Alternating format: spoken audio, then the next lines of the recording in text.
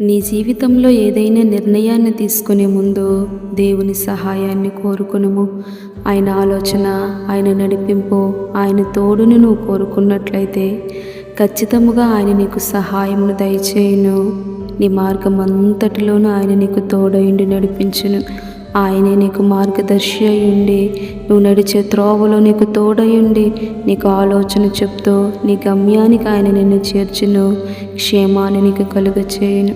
నువ్వు ఎవరి చేతిలోనూ మోసపోకుండానట్లుగా, తప్పుడు దారిలో పడకుండానట్లుగా, తప్పుడు ఆలోచనలు చేయకుండానట్లుగా సమస్తము అంతటికీ ఆయనే ఆధారమయ్యుండి నీకు తోడయుండి ఆయనే నిన్ను నడిపించును. సురక్షితముగా నీవు చేరుకోవలసిన గమ్యానికి నిన్ను చేర్చును. కనుక ఏదైనా నిర్ణయాన్ని తీసుకునే ముందు దేవుని సహాయాన్ని కోరుకునుము, ఆయన పాదాలు పట్టుకునుము. హల్లెలూయా.